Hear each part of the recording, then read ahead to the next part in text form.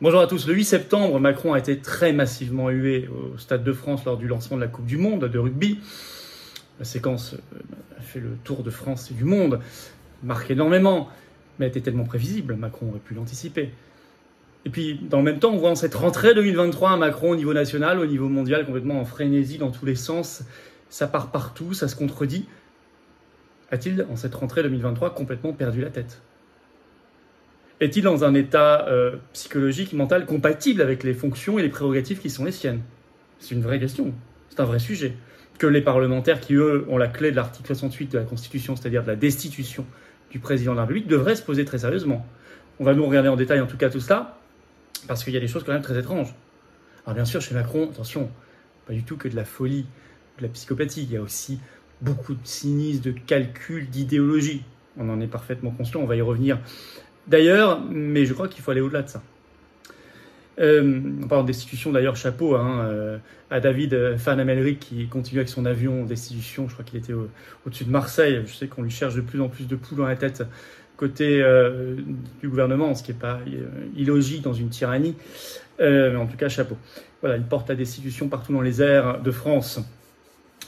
Alors n'hésitez pas à partager cette vidéo parce que c'est évident que vous ne l'entendrez pas sur BFM TV ni aux 20h, celle-ci. Alors là, c'est certain de chez certains, donc partagez-la massivement si vous voulez bien. Je vous en remercie. Vous pouvez lui donner de la force, un commentaire, dites-moi ce que vous en pensez, un pouce en l'air également en vous abonnant à cette chaîne YouTube. Ça monte beaucoup les abonnements en ce moment. Je crois que beaucoup d'entre vous ont vérifié aussi que peut-être qu'ils avaient été désabonnés par mégarde par YouTube, ils se sont réabonnés. Donc grand merci. Il suffit de cliquer en dessous sur s'abonner pour s'abonner à la chaîne. Un clic, c'est gratuit, c'est instantané, ça prend un dixième de seconde. Ceux qui sont sur la chaîne depuis longtemps, qui ne sont pas encore abonnés, faites peut-être ce petit effort parce que vous allez permettre un bien meilleur référencement des vidéos si vous êtes abonné plutôt que pas abonné. Puis ceux qui viennent de nous rejoindre, grand bienvenue. Peut-être profitez-en pour vous abonner et puis appuyez sur la petite cloche à côté. Une fois que vous êtes abonné, comme ça vous êtes notifié dès qu'il y a une nouvelle vidéo ou un nouveau direct sur notre chaîne. Préparez-vous, les nouvelles actions, manifs, tout arrive. On en parlera très très bientôt après l'immense succès d'Arras dont je continue de diffuser des tables rondes et des interventions sur cette chaîne ou sur la chaîne YouTube Les Patriotes, bien sûr. Je vous attends, patriotes. Voilà, justement. Vous voulez vous libérer, vous voulez rentrer dans quelque chose qui n'est pas l'opposition, avec 8 guillemets, ceux qui vont au dîner de Macron, là, qui ne font rien, qui disent oui à tout, qui sont incapables de se mettre d'accord. Non, vous voulez rentrer dans la résistance totale, vous êtes les bienvenus aux patriotes. C'est la bonne maison. Vous avez tapé à la bonne porte. Vous pouvez adhérer ou reprendre votre adhésion annuelle si elle n'est plus à jour. Vous pouvez également faire un don de soutien au mouvement pour lui permettre de faire encore plus d'actions, plus d'affiches, plus de tracts tous les jours, d'être mieux présent aux européennes en juin prochain. Plus de manifs, plus d'actions, coup de poing, tout. Voilà. C'est ça que ça permet, parce que nous, on n'a pas les millions d'euros d'aide publique qui coulent sur nous. Ça, c'est les partis de l'opposition, des guillemets, qui n'en font rien derrière. On n'a pas les copains grands banquiers, grands oligarques banquiers, bien sûr que non. On est anti-système, on a toute l'oligarchie contre nous, mais on est dans la résistance sincère, de cœur, de conviction, d'action et de rassemblement. On se bat pour la liberté, on se bat pour la vérité, on se bat pour nous libérer, on se bat pour notre souveraineté, on se bat pour la paix, pour la vérité, pour la dignité. Ce sont de très belles valeurs qu'on partage avec les générations qui arrivent et pour lesquelles on se bat aussi. Et ça, on ne l'oublie pas. Et on se bat pour celles qui sont tombées avant nous, pour qu'on soit libre et qu'on soit français libre. Et ça, on ne l'oublie pas non plus. Ces belles valeurs, je vous attends. Adhérer, réadhérer, c'est le premier lien sous la vidéo en description. Ce lien est également en commentaire épinglé, une petite fiche maintenant sur l'écran, et dans la dernière seconde de la vidéo, il y aura un lien aussi sur l'écran, vous choisissez. Faire un don de soutien au mouvement, c'est le deuxième lien sous la vidéo en description. C'est tout simple. Tout ça, c'est défiscalisé aux 2 tiers pour vous. Ça veut dire que si vous mettez 60, ça vous coûte après impôt 20 €. Si vous mettez 300, ça vous coûte 100. 3000, ça vous coûte 1000. 10, ça vous coûte 3 et quelques. Voilà. Bravo aux donateurs, aux réadhérents. Bienvenue très sincèrement aux nouveaux adhérents patriotes. Alors Macron, que se passe-t-il ? Rentrée 2023, est-ce qu'il perd complètement la boule ? Non, mais on va parler crûment, je suis désolé, parce qu'on ne le fait pas assez dans notre pays. L'état psychologique paraît inquiétant. Au-delà de tous les calculs idéologiques, politiciens, les projets, les plans de grande réalisation dont on n'est pas dupe, bien sûr, mais enfin, il y a autre chose. Il paraît hors contrôle. On va revenir sur l'épisode des huées, mais il n'y a pas que ça, loin de là. En tout cas, moi, je tire la sonnette d'alarme de plus en plus sur l'article 68 de la Constitution qui permet la destitution du chef de l'État. Mais c'est aux députés, aux sénateurs de le lancer. Il n'y a personne d'autre qui peut le faire. Nous, on informe, on sensibilise, on fait pression sur eux, écrivez-leur. Alors d'abord, la scène des huées, bon, là, écoutez, on est dans un spectacle mondial. Lors du lancement de la Coupe du Monde de rugby au Stade de France, le 8 septembre, c'était France-Nouvelle-Zélande juste avant, Macron descend sur la pelouse, il parle, très très forte huée, les premières dizaines de secondes, on n'entend même pas son discours, il faut dire, c'est dire. Même Le Monde, dans un article du 9 septembre, écrit des huées remarquées par la presse internationale. C'est mondial. Et en France, ça a fait une grosse audience. Il y avait 15,4 millions de téléspectateurs, chiffre officiel. Pourtant, c'était très, très prévisible. Ou alors, il faut être dans un état second pour croire qu'on va être adulé, très applaudi, acclamé quand on s'appelle Macron aujourd'hui et qu'on descend devant des dizaines de milliers de Français. Mais non, ça ne se passe pas comme ça. Sauf si on a un souci. Sauf si on recherche ça aussi. Par goût du masochisme, de provoquer. C'est très macroniste, ça. Vous savez, Le Monde avait écrit un article le 8 septembre, juste quelques heures avant cet épisode, en écrivant « Macron rêve d'un effet Coupe du Monde ». Bah, il l'a eu, hein. Et je cite « Il espère récolter un peu de la magie qui pourrait émerger de l'événement ». En tout cas, là, ce qui doit nous mettre la puce à l'oreille, c'est que c'était très prévisible. Une fois qu'il allait faire ça, il allait se passer ça. Quelles sont les intentions derrière, ça, je ne peux pas vous dire. Mais il y a d'autres éléments qui nous laissent penser que il perd vraiment la tête, hein, il perd la boule en cette rentrée.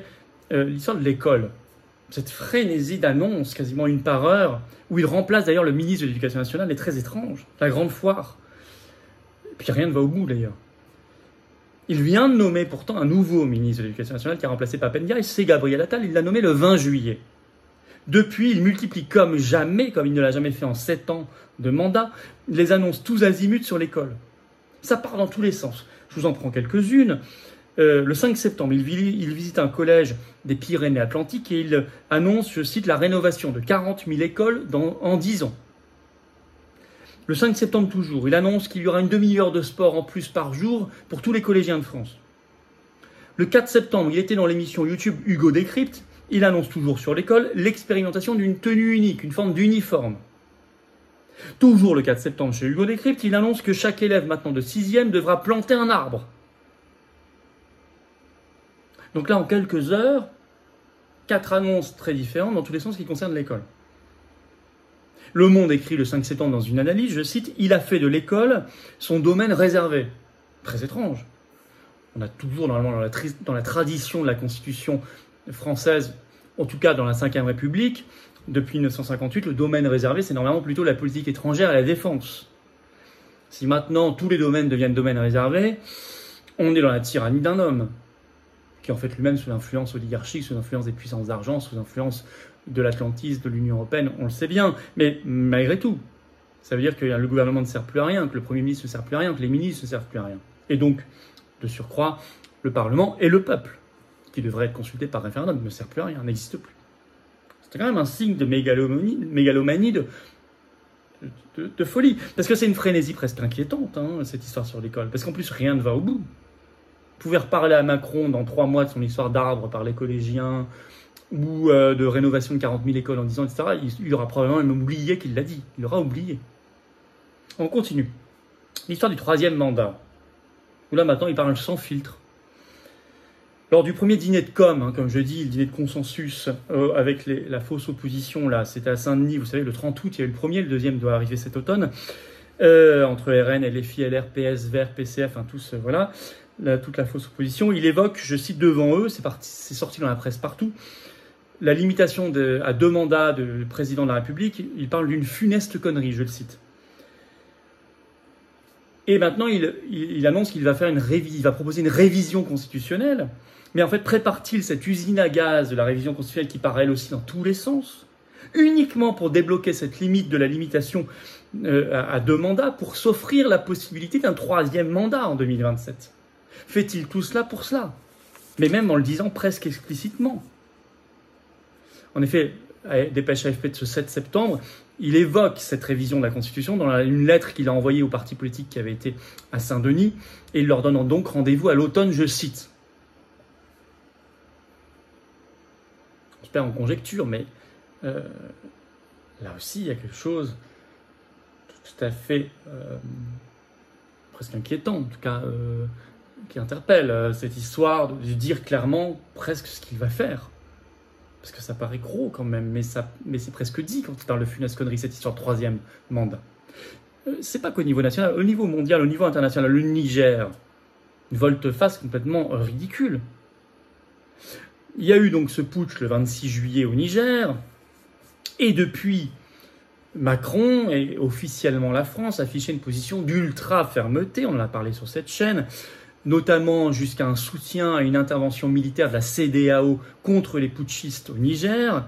Ça a été dit, redit, fin juillet, tout courant août, encore début septembre. Et puis ça y est, tombe cet article du Monde le 6 septembre, le titre « La France amorce le processus de retrait de ses forces engagées au Niger ». Je vais vous lire un extrait, contre tout ce qui avait été dit jusqu'ici. Je cite. « Après 5 semaines de tension avec les auteurs du coup d'État du 26 juillet, la France a finalement, écrit Le Monde, amorcé des discussions sur le redéploiement d'une partie de ses forces engagées dans ce pays du Sahel. Après avoir d'abord refusé d'obtempérer aux injonctions des militaires nigériens qui ont fait du départ des soldats français leur carburant politique, le ministère des Armées et plusieurs sources concordantes ont admis mardi 5 septembre au Monde avoir ouvert une discussion sur les modalités du retrait de certains éléments militaires. » Fin de citation. Mais qu'est-ce que ça signifie ? Quelle crédibilité internationale reste-t-il après cela ? Je ne vais même pas la juger sur le fond, dans un sens ou dans l'autre. Je dis simplement, c'est extraordinaire d'être celui qui va le plus loin au monde dans une position pour, en moins de 24 heures, faire exactement l'inverse. Qu'est-ce qui se passe là-haut, quoi ? Nous avons, en forme de conclusion, une sorte d'accélération dans la folie. Il y a toujours eu une forme de folie macroniste inquiétante. Hein. Vous savez... quand en décembre 2021, il dit « N'oublions pas aux Parisiens qu'il a très envie d'emmerder des millions de Français, je le cite, les non-vaccinés Covid à l'époque, souvenez-vous », on a déjà un problème, un gros problème. Personne n'a jamais parlé comme ça à ce niveau-là. Alors bien sûr, il n'est pas du tout que dans la psychopathie ou la folie. Hein. Je l'ai dit, beaucoup de cynisme et de calcul, bien sûr, et une orientation idéologique très claire, la soumission au mondialisme qui passe par l'Union européenne, par l'OTAN, par les forces d'argent, on le sait bien.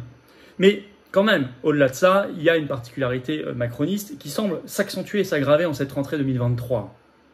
S'accélérer, c'est évident. Et pour moi, l'épisode des huées est très significatif. Ça pose la question de son maintien en responsabilité. Hein. Ça pose la question de sa crédibilité nationale et internationale, et donc de la nôtre, hein, celle de la France. Ça pose la question de la destitution par l'article 68 de la Constitution, question que doivent se poser urgemment les députés, les parlementaires, les députés, les sénateurs français. Et donc d'élections anticipées.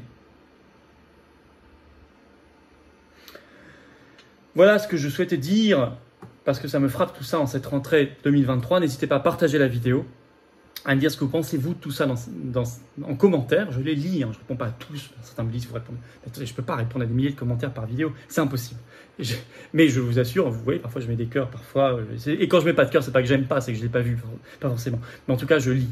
Voilà, donc n'hésitez pas à mettre des commentaires, à mettre un pouce en l'air pour donner de la force, un meilleur référencement de cette vidéo, à vous abonner à cette chaîne YouTube.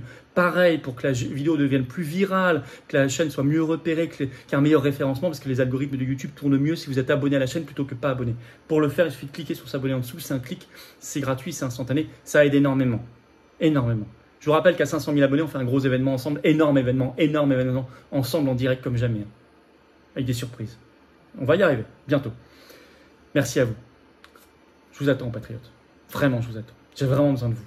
Il faut vraiment qu'on se libère. Il faut vraiment qu'on fasse un pôle de résistance énorme. On est le plus grand mouvement souverainiste et défense des libertés de France, et de très très loin, les patriotes, et très loin. On est organisé en métropole, outre-mer ou à l'étranger. Vous pouvez donc nous rejoindre partout, nous aider partout, ou réadhérer partout. Mais on va fabriquer quelque chose d'extraordinaire. Le succès extraordinaire d'Arras, le 2 septembre, l'a démontré lors de notre congrès.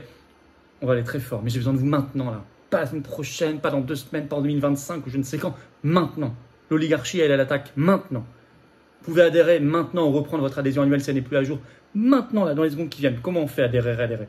C'est un seul lien, c'est le premier sous la vidéo en description. Ce lien est également en commentaire épinglé. Dans quelques secondes, il apparaît sur l'écran. Choisissez. Vous pouvez faire un don de soutien, parce que je vous ai un site si vous pouvez, selon vos moyens. C'est le deuxième lien sous la vidéo en description. Ça aide tellement nos actions. Plus de dons, chaque centime, chaque euro. C'est plus d'affiches, plus de tracts, plus de présence, plus de force. Tout ça, c'est défiscalisé aux 2 tiers pour vous. En plus des avantages maison qu'on ajoute pour certaines adhésions et dons, tout ça est expliqué sur notre site. Et réadhésion. Allez voir en plus. Mais de toute façon, c'est 2 tiers de défiscalisation. Si vous mettez 100, ça vous coûte 30 et quelques. Si vous mettez 20, ça vous coûte 7. Si vous mettez, je ne sais pas, 6 000, ça coûte 2 millions qui peuvent. Si vous mettez 10, ça vous coûte 3 et quelques. Voilà. Bravo donateurs, aux réadhérents, bienvenue aux nouveaux adhérents patriotes et vive la France.